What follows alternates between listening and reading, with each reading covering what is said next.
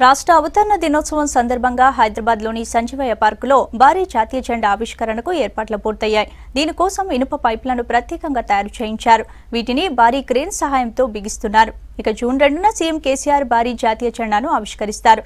దీనికి సంబంధించిన మరిన్ని వివరాలను సంజీవయ్య నుంచి లక్ష్మి అందిస్తారు. ఇప్పుడు మనం నెక్లెస్ రోడ్లోని సంజీవయ్య పార్క్లో ఉన్నాం.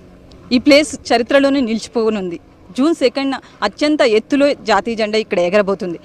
కేవలం 15 రోజుల్లో ఈ వర్క్ పూర్తిగా కంప్లీట్ చేశారు. ఇటు దేశవ్యాప్తంగా అంటే ఇక్కడ వాళ్ళే కాకుండా దేశవ్యాప్తంగా అంటే ఈ పోల్ కూడా ముంబైలో తయారు చేయింది, అలాగే జాతీయ జెండా ముంబైలో తయారు చేయబడింది. ఇలా వివిధ ప్లేసెస్ నుంచి వచ్చిన వర్కర్స్తో జస్ట్ కేవలం 15 డేస్లో ఈ వర్క్ జరిగిందని చెప్పొచ్చు. జూన్ 2న అంటే అత్యంత ఎత్తులో వీళ్ళ ప్లాన్ జస్ట్ 303 అడుగుల ఎత్తులో ఈ జాతీయ జెండాని ఎగరబోయే ప్లాన్ చేశారు. అయితే ఇంకా సివిల్ ఏవియేషన్ నుంచి పర్మిషన్ కూడా రాబోతుంది. ఆ పర్మిషన్ అంటే ఇప్పటి వరకు దేశంలో కూడా 200 దాటి తప్ప 300 దాటి ఎప్పుడు కూడా ఎగరవేయబడలేదు. సో దేశంలో అత్యంత వైభవంగా ఎగురుతున్న ఈ మువ్వన్నెల జాతీయ జెండా మన రాష్ట్రానికే దక్కడం అనేది నిజంగా మన అదృష్టం అని చెప్పుకోవచ్చు. అది జూన్ 2న ఎగరడం అనేది అంటే ఆగస్టు 15 కాకుండా జూన్ 2న ఎగరడం నిజంగానే మన అదృష్టంగా చెప్పుకోవచ్చు. ఇక్కడ మనతో పాటు అంటే ఇది ఎక్కడ ఈ మెటీరియల్ ఏం వాడారు, అలాగే సిటీలో రీసెంట్గా చూసినా కూడా గాలి దుమారాలు చాలా ఎక్కువ ఉన్నాయి. అలాంటి పరిస్థితుల్లో దీన్ని ఎంతలా స్ట్రాంగ్గా కట్టి ఎగరవేశారు ఏంటి, అసలు అలాంటి గాలిదుమారాలు వచ్చినప్పుడు ఇది సేఫా కాదా, ఇలాంటి విషయాలన్నింటినీ కూడా మనం గవర్నమెంట్ అడ్వైజర్ని అడిగి తెలుసుకుందాం. సార్ చెప్పండి సార్, ఇది 15 డేస్లో కేవలం 15 డేస్లో చేశారు. సో ఇది గాలిదుమారాలు అయ్యి వచ్చినప్పుడు ఇది సేఫ్గా ఉంటుందా ఉండదా? చాలా మన R&B డిపార్ట్మెంట్ అంతా కూడా కలిసి చాలా ఆలోచించి సమయం త్వరగా తీసుకున్నా కూడా దానికి కావాల్సినటువంటి ఆలోచనలన్నీ కూడా జరిగినాయి. అందరూ స్పెషలిస్టులు వచ్చారు. చాలా దాదాపు 30 ఫీట్ల వరకు లోతుకి వెళ్ళాము. 30 ఫీట్ బై 30 ఫీట్ దీన్ని బేస్మెంట్ తీసుకున్నాం. అలాగే దీని నిపుణులు వచ్చారు, కలకత్తా నుంచి వచ్చారు, బాంబే నుంచి వచ్చారు. అందరి యొక్క ఆలోచనలతో తీసుకుని ఏ రకమైనటువంటి విధానికి కూడా ఏ రకమైన ఇబ్బంది లేదు. దానికి సంబంధించిన అన్ని ప్రికాషన్గా అన్ని జాగ్రత్తలు తీసుకొని దీన్ని ఏర్పాటు చేశాం. ఇప్పుడు రేపు జూన్ 2న దీన్ని మనం ఆవిష్కరిస్తున్నాం. కానీ దీన్ని రేపు రాష్ట్రంలోనే అత్యంత గొప్పనటువంటి టూరిస్ట్ ప్లేస్గా చేయబోతున్నాం. ఒక నక్షత్ర వలయాన్ని మనం ఏర్పాటు చేస్తున్నాం. HMD మిత్రులు ఉన్నారు, కృష్ణ గారు. ఎందుకు చెప్తున్నానంటే దీన్ని రేపు అందరూ టూరిస్టులు వస్తారు. ఇవాళ జెండా ఆవిష్కరిస్తాం, వెళ్తాం. కానీ రేపు ప్రతి ఒక్క టూరిస్ట్ని దేశవ్యాప్తంగా కూడా ఇక్కడికి ఆకర్షించాల్సిన అవసరం ఉంది. కాబట్టి ఇక్కడ దీని వెనకాల ఒక సూర్యోదయాన్ని కూడా ఎత్తుగా ఒక స్కల్ప్చర్ నిలబెట్టబోతా ఉన్నాం. చుట్టూ ఒక నక్షత్ర వలయాన్ని ఏర్పాటు చేయబోతున్నాం. చేసేసేసి దాదాపు అంటే ఇప్పుడు మనకు సమయం తక్కువ ఉంది కాబట్టి పరిపూర్ణ స్థితి రావడానికి కొంచెం టైం పడుతుంది. ఏదైతే ఎంత వైభవంగా ఉండాలని ముఖ్యమంత్రి గారు తన ఆలోచనలో పెట్టుకున్నారో దాని కార్యరూపంలో చూపించి దీని యొక్క ప్రతి తెలంగాణ పౌరుడు బిడ్డకే కాకుండా జాతీయ స్థాయిలో అందరినీ కూడా ఆకర్షించే విధంగా ఈ సంజీవ పార్క్ని ఏర్పాటు చేయాల్సిన అవసరం ఉంది.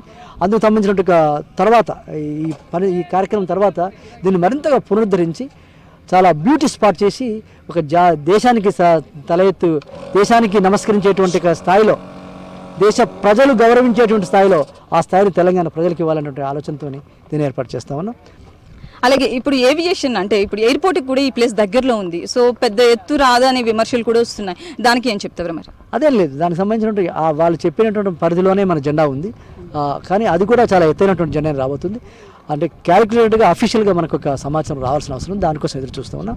ఏదేమైనా మొత్తానికి భారతదేశంలో ఒక విశాలమైనటువంటి జాతీయ జెండాను మాత్రం ఈ తెలంగాణ రాష్ట్ర ప్రజలు చూడబోతున్నారు, ఎగరవేయబోతున్నారు ముఖ్యమంత్రి గారి చేతుల మీదుగా. అంటే అతిపెద్ద ఎత్తులో ఉన్న ఈ జాతీయ జెండాను ఎలా ఎగరవేస్తారు?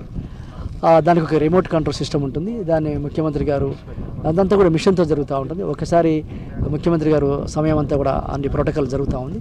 వచ్చిన తర్వాత ముఖ్యమంత్రి గారు ఇక్కడ గార్డ్ ఆఫ్ ఆనర్ తీసుకుంటారు. తీసుకుని ప్లేక్ ఓపెన్ చేసి అక్కడ ఏర్పాటు చేసినటువంటి షెడ్ ఇక్కడికి వెళ్ళి, ఎందుకంటే దూరంగా ఉంటేనే ఆ జెండా కనబడుతుంది కాబట్టి అన్ని అనుకూలమైన ఏర్పాట్లను చేస్తూ ఉన్నాం. ముఖ్యమంత్రి గారు ఒక రిమోట్తోని ఈ జెండాను ఆవిష్కరిస్తారు.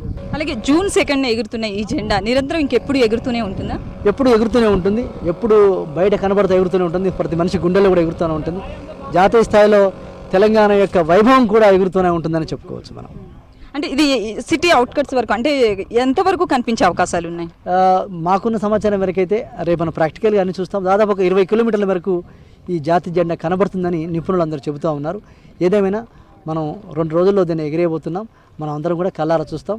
ఆ వైభవాన్ని తెలంగాణ ముఖ్యమంత్రి గారి చేతుల మీదుగా ఆవిష్కరించుకొని తెలంగాణ ప్రజలకు ఈ జాతీయ జెండాను అంకితం చేయబోతున్నాం.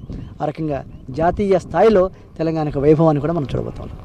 అది జాతీయ స్థాయిలో ఒక వైభవంగా ఈ ఉత్సవం జరగబోతుంది. అలాగే ఇక్కడ మనం చూడొచ్చు, అక్కడ క్రేన్ కూడా ముంబై నుంచి వచ్చిన క్రేన్ 500 టన్నులని ఎత్తే ఈ క్రేన్ ద్వారా దీన్ని ఈ పోల్స్ని నిలబెట్టి ఇక్కడ జాతీయ జెండాని ఎగరవేస్తారు. ఇక్కడ చూడొచ్చు బేస్మెంట్ కూడా ఇక్కడ రెడీగా ఉంది. ఇది ఆల్రెడీ జస్ట్ ఒక 10 days క్రితం చేసిన బేస్మెంట్గా చెప్పుకోవచ్చు. ఇక్కడ మనం చూడొచ్చు స్క్రూలు కూడా, అంటే ఇది ఎలాంటి దురదృష్టకర వార్తలు వినకూడదు కాబట్టి చాలా స్ట్రాంగ్గా ఇక్కడ తయారు చేయడం జరుగుతుంది. అలాగే ఇక్కడ అసలు బేస్మెంట్ ఎలా తయారు చేశారు, ఈ స్ట్రాంగ్నెస్కి సంబంధించిన కాంట్రాక్టర్ మనతో పాటు మోహిత్ సాబ్ గారు ఉన్నారు, ఆయన అడుగుదాం.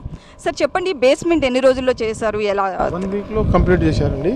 ఇది ఆర్ఎండ్బి వాళ్ళు అర్త్ కేకు, వెంట్ ప్రెషర్ అంతా క్యాల్కులేట్ చేసి డిజైన్ చేశారు. దానికి హెవీ స్ట్రక్చర్ ఉంది. ఇండియాలో 50x50 వరకు ఉంది, 30 feet డెప్త్ ఉంది. చాలా ముందు జాగ్రత్త తీసుకొని అర్జెంట్గా క్యూరింగ్ కావాలని 1 week ముందే కంప్లీట్ చేశారు. చాలా స్ట్రాంగ్ ఉంది, ఏ ఇబ్బంది లేదు. వాళ్ళు డిజైన్ ఆల్రెడీ అప్రూవ్ చేసి కంప్లీట్ డిజైన్ చేసి చేశారు. వర్క్ చేశాము, కంప్లీట్ అయిపోయింది. ఇప్పుడు ఇవాళ నైట్ వరకు ఎలక్షన్ అయిపోతుంది. అలాగే పోల్, ముఖ్యంగా పోల్ బేస్మెంట్ కంటే కూడా పోల్ ఇంపార్టెంట్, ఎందుకంటే గాలి దుమారాలు వచ్చినా పడిపోకుండా ఉండడానికి. సో పోల్లో ఎలాంటి మెటీరియల్ వాడారు? గెలరీస్ షీట్ ఉందండి. దాన్ని కలకత్తా నుంచి స్పెషల్ వాళ్ళు చాలా ఇండియాలో చాలా చేశారు. వాళ్ళ కంపెనీ క్రిప్ అని కంపెనీ ఉంది, వాళ్ళు అక్కడ నుంచి చేశారు. 11 pieces ఉన్నాయి. అది చాలా స్ట్రాంగ్ ఉంది. వాళ్ళకి ఆల్రెడీ చాలా చోట్ల చేశారు. వాళ్ళకి ఆర్డర్ ఇచ్చారు, వాళ్ళు తెచ్చారు. ఇవాళ నైట్ వరకు ఎలక్షన్ అయిపోతుంది. అది 1 కోటి పైగా ఖర్చు పెట్టి ఈ అత్యంత వైభవమైన ఈ జాతీయ జెండాను మనకి ఇక్కడ ఎగరేస్తున్నారు. అలాగే ఇది ముఖ్యంగా చూస్తే కనుక సిటీలో గాలిదుమారాలు ఎక్కువైపోయిన నేపథ్యంలో దీన్ని చాలా కేర్ తీసుకుని తయారు చేస్తున్నారని చెప్పొచ్చు.